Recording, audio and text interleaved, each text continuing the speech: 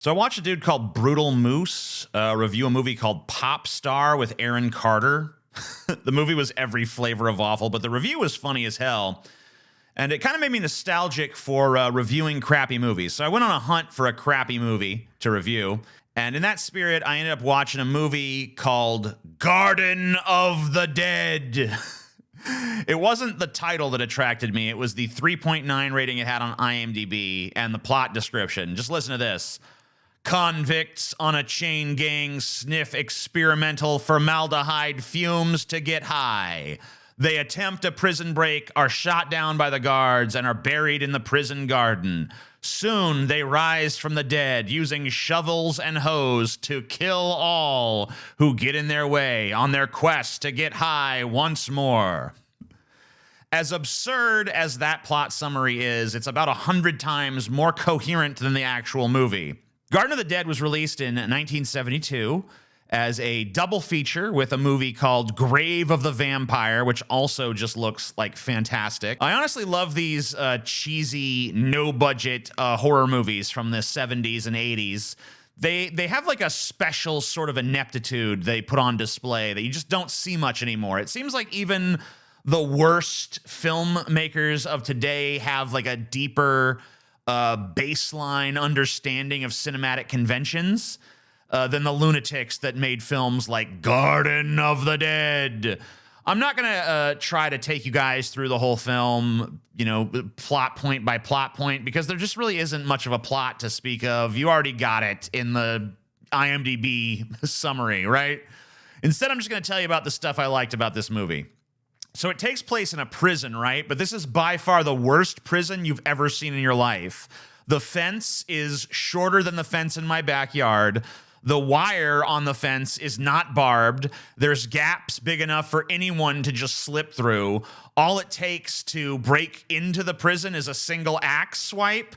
The guards are completely inept. They let prisoners out of the prison to talk to their girlfriends. They don't notice when half the prisoners sneak off to go inhale formaldehyde. They don't notice that the prisoners are hiding shovels and ropes in a secret compartment on prison grounds, which, why do they even need that? You're in a prison made of chicken wire and flimsy wood with guards who aren't even paying attention. Just walk out.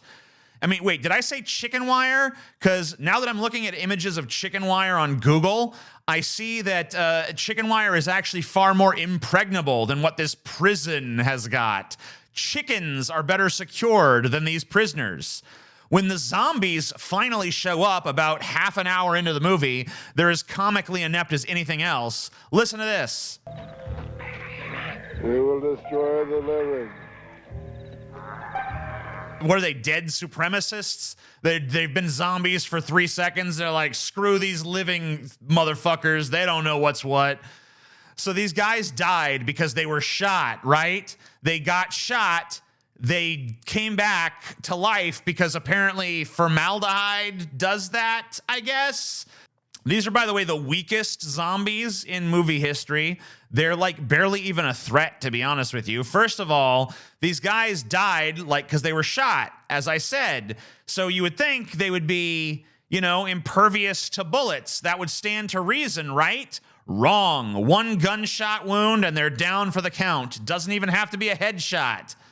You know what else kills them? Light. Doesn't even have to be sunlight. Just a nice bright light that causes them to melt into mushy tape. Awesome. You know what else? When they see a pretty woman, they just freeze. They just freeze and stare like a bunch of gaped mouth perverts, which of course gives the authorities plenty of time to blast them. Oh yeah, this is the end of the movie, by the way. That's how they're actually defeated. Yeah. You want to know who the main character of this movie is? Well, so do I. There isn't one. I've never even seen a movie that didn't have a main character before. Even films with an ensemble cast typically juggle a few key protagonists, but no one in this film is important. There is no character that's actually vital to the plot other than the hot chick in the short skirt whose name I could not possibly remember if you put a gun to my head, and she's only important because she's hot. That's the only reason. The kills in the movie are trash. People die off screen, or they die because a zombie hit the air 3 feet away from them with a pickaxe. Oh, and check out this scene of a zombie disabling all the car engines with a pickaxe. Wow, he's really destroying those engines. Those cars are useless now. The warden looks like Roy Orbison. There's about 100 scenes of the zombies rubbing formaldehyde all over themselves, looking like they're going to cream their panties. There's no garden in the movie, despite it being called Garden of the Dead.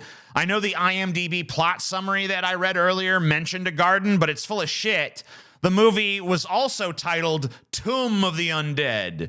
But even if you're going to argue with me that there's somewhere in the movie a garden, there certainly is no tomb. Why not call it Prison of the Dead or Chain Gang Zombie Massacre or something? You know, like who the hell thought Garden of the Dead was the best title for this movie? Probably the same people who made every other inept decision that makes this film just a laundry list of cinematic don'ts. Despite all of that, I had a great time watching it. It's mercifully short, and there's so much stupid shit happening at any given moment that you never really stop laughing at it. The film is never boring. There's always something happening. There's not a lot of these like long scenes of padding where it's just two people talking to each other and just like an endless font of exposition, which to me, that's the easiest way to kill a film's entertainment value. Just have constant exposition. Unless you're a top-notch dialogue writer, don't make one of these talky movies where everyone's just constantly.